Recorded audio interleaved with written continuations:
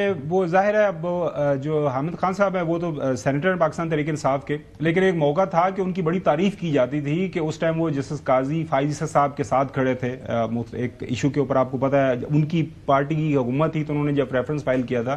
He is like بڑے پرانے وہ ہیں ججز. آپ کو پتا ہے بحالی لائر موومنٹ میں ان کا کردار، اور منیر ملک صاحب ان جیسا جو ہے دبنگ آدمی، اور ساتھ میں اٹارنی جنرل کو بھی میرے خیال میں انہوں نے ساتھ کر دیے. وہ 27 کا نوٹس ہے جی، وہ تو چلے جی ساتھ. دیکھیے حسن صاحب نے جس بات کے اوپر امائکس اپوائنٹمنٹ کی تنقید کی، یہ بات مناسب بات ہے، اس پہ تنقید کی جا سکتی ہے. میں صرف اتنی سی گزارش کروں اس کے اوپر کہ حسن صاحب میرا یہ خیال ہے کہ سپریم کورٹ نے، کیونکہ میٹر اس چیز کا ہے، اب یہاں جس ڈگر پہ یہ کہانی چل پڑی کہ جوڈیشل آرڈر کو ایگزیکٹو آرڈر سے انڈو کرنے کی اور دیگر آگے معاملات کی بات، جو کور میٹر ہے وہ انڈیپینڈنس آف جوڈیشری کا ہے کہ کیا انڈیپینڈنس آف جوڈیشری کے اوپر کوئی شب خون مارا گیا ہے. جو دو نام سپریم کورٹ نے سلیکٹ کیے امائکس کیورائی کے لیے، ان کی آپ بالکل تنقید کر سکتے ہیں ان کی کسی سیاسی وابستگی پہ، دیگر چیزوں پہ، لیکن یہ دو وہ نام ہیں، منیر ملک صاحب بھی اور حامد خان صاحب بھی، جو اگر پاکستان کے اندر لائرز میں جوڈیشری کی انڈیپینڈنس کی آپ کوئی بھی تاریخ لکھیں، پچھلے 10-15 سال کی لکھ لیں یا اس سے زیادہ کی لکھ لیں، تو ان دو کا نام بالکل نمایاں ہوگا. تو میرا نہیں خیال کہ سیاسی وابستگی یا کسی انکلینیشن کی وجہ سے ہے.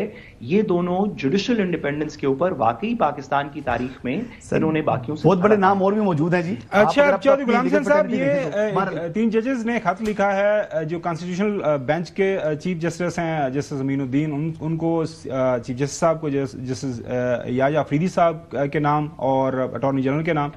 اور اس خط کے اندر یہ بینچ کے لوگ یہ کہتے ہیں: the failure of the office to comply with the judicial order of the court not only undermines the institutional integrity but is in defiance of the settled law by this court, which clearly states that the administrative orders cannot take away the jurisdiction of the bench. Taking cognizance of the matter, it also raises serious concerns about the independence of the benches. Such non-compliance constitutes contempt of court and erodes public confidence and trust in the judiciary, damaging its reputation as a fair and impartial arbiter of justice. اس کے بعد second paragraph کے اندر یہ 6 ہے: propriety demands that in order to maintain independence, transparency, committee of judges and smooth functioning of the court, the judicial order passed by the court dated 16/1/2025 be complied with, and the office may be directed to fix the aforementioned case at 1 p.m. today as per the judicial order and the contents of this letter. وہ سارے کا سارا آ گیا. چودھری غلام حسین صاحب، یہ جو اس وقت تنازع کھڑا ہو گیا، آپ کو لگ رہا ہے کہ یہ بڑا کوئی ایشو بنے گا، یا بس یہ it would be settled that court کی سطح کے اوپر رجسٹرار کو آج کو ہٹا دیا گیا؟ حسن بالکل کہہ رہا ہے کہ جی پہلے بھی غلطیاں ہوئی ہیں، غلطی ہوگی. رجسٹرار نے کہا کہ جی میں کیس ادھر لانا سی، کیس ادھر لگ گیا تو کیس تھوڑے کو واپس لا کے ادھر دے رہے ہیں، اور میرے پریکٹس اینڈ پروسیجر ایکٹ کے تحت میرے کو پورے اختیار ہیں، کمیٹی کے پاس اختیار ہے، وہ کسی بھی ٹائم آپ سے کیس لے سکتے ہیں، کسی بھی ٹائم آپ کو کیس دے سکتے ہیں. بالکل آپ نے جوڈیشل آرڈر بھی کیا ہوا ہے، اس سے کوئی فرق نہیں پڑتا. تو آئین پاکستان ظاہر ہے سب کے اوپر وہ سپریم ہے، ماننا پڑے گا. نہیں مطلب جوڈیشل آرڈر سے پر عمل نہ کرنے سے کوئی فرق نہیں پڑتا. اور نہیں، وہ کہہ رہے ہیں کہ جیسے ظاہر اب ایکٹ ہے نا، ایکٹ آف دا پارلیمنٹ زیادہ سپریم ہے، اس کے سامنے آپ نہیں کھڑے ہو سکتے. جی یہ آپ کو کس نے کہا ہے؟ نہیں، وہ رجسٹرار صاحب کہہ رہے ہیں، اور ساتھ میں حسن بھی یہی کہہ رہے ہیں. جی چو صاحب، آپ اپنی رائے دے دیں. یار اللہ کا واسطہ ہے، چھوڑو اس کام کو.